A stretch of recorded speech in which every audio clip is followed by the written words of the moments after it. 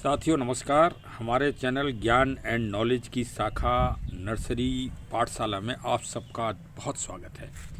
और देखिए आज ये एक पौधा सामने आप देख ही रहे हैं, ये यूका पाम है। ये पाम की ही वैरायटी है और इसे इक्का पाम भी कहते हैं और इसको एकता पाम भी कहते हैं। जो देहात की अपनी नर्सरी वाले जो हैं बोलचाल में इसको एकता पाम भी कहते हैं। अब इसको एकता पाम क्यों कहते हैं, इसके बारे में मैंने एक अपने नर्सरी वाले भाई साहब से बातचीत की तो उन्होंने बड़ा रहस्य बताया इसका। चलिए आपको भी मैं बता ही देता हूँ।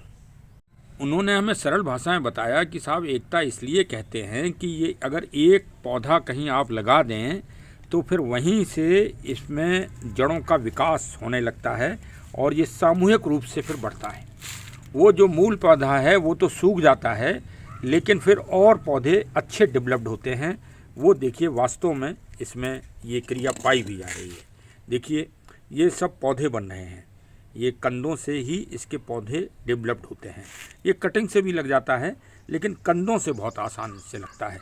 आप देखिए कि एक पौधा ये था मूल, जो पौधा ये ख़त्म हो गया है, ये लगा है, लेकिन इसके साथ फिर इसमें 10-15 पौधे हो गए।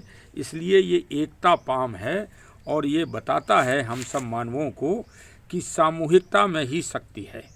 जो भी सामूहिक रूप से रहता है वो पावरफुल रहता है और उसका अस्तित्व कभी समाप्त नहीं होता।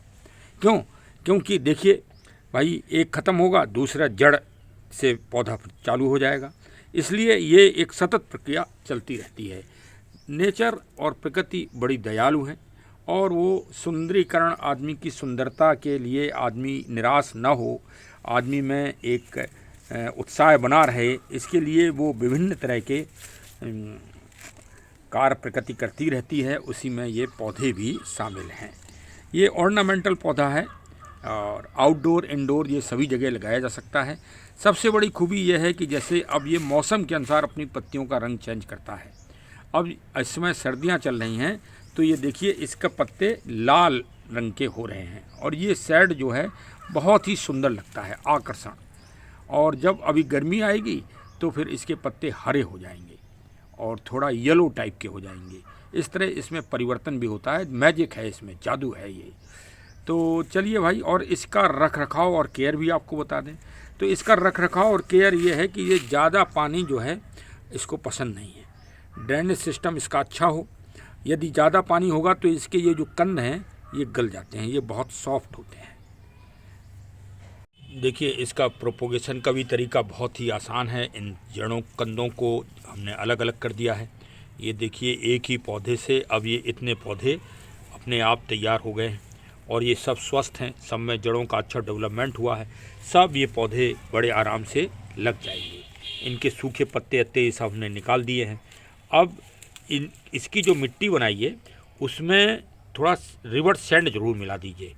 रिवर सैंड मिल जाने से फिर इसका ड्रेनेज सिस्टम अच्छा बना रहता है। तो चलिए, अब आपने ये प्रोपोगेशन का तरीका देख ही लिया, अब लगाने में कोई दिक्कत नहीं है। देखिए ये सब पौधे, ये गांठें जो बन रही हैं अदरक की तरह, ये सब पौधे तैयार हो रहे हैं और इनको आप बस लगा दीजिए तो पौधे तैयार हो जाएंगे। अब चलिए थोड़ा इसकी केयर के बारे में भी आपको बता देते हैं, जिससे पौधे तो बहुत सारे लोग लगाते हैं लेकिन सुरक्षित नहीं रख पाते। केयर को जानना बहुत ज़रूरी है कि पौधे की केयर कैसे की जाए। और ये सब बड़े आजकल कॉस्टली आने लगे हैं पौधे, ऐसा नहीं है कि सस्ते। कोई ऑर्नामेंटल पौधे का ग्राफ काफ़ी बढ़ गया कोरोना के टाइम के बाद से, इनके रेटों में एकदम वृद्धि हो गई क्योंकि अब सभी लोग लगा रहे हैं। कोरोना के बाद लोगों ने समझा कि वास्तव में प्रकृति ही असली तत्व है जो आदमी को बचाएगा। अभी तो अब ये कोरोना ही अकेला आया, आगे जो तापमान बढ़ रहा है दुनिया का, पृथ्वी का, वो बड़ी विकराल समस्या आ रही है और वो सिर्फ पेड़ पौधे ही रोक सकते हैं। तो चलिए अब इसकी केयर भी सीख लीजिए जिससे पौधा सुरक्षित आपके घर में लगा रहे।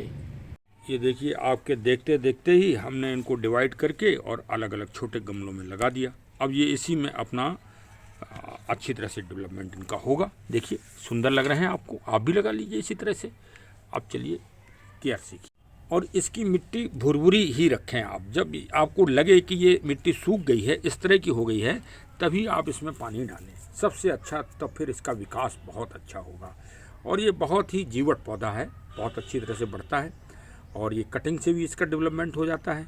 तो यही इसकी सावधानी है। हाँ, धूप में जब बहुत तेज़ धूप हो मई जून वाली, तब इसको साइड में रखिए, वरना इसके पत्ते फिर बहुत बदरंग हो जाते हैं और जल भी जाते हैं, क्योंकि पत्ते में इनमें मुलायमियत रहती है। देखिए आप, मुलायमियत रहती है और यही पत्ते ही इसके सुंदर और इसके आकर्षण को और बढ़ाते हैं।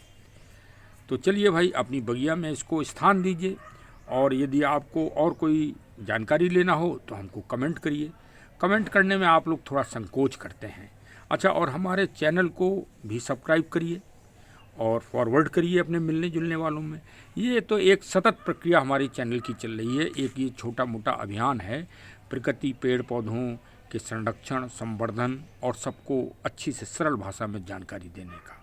ये एक सतत प्रयास चल रहा है और इसके भागीदार आप लोग भी बनिए, हमें खुशी होगी। और हमको कमेंट करिए और चैनल को सब्सक्राइब करिए।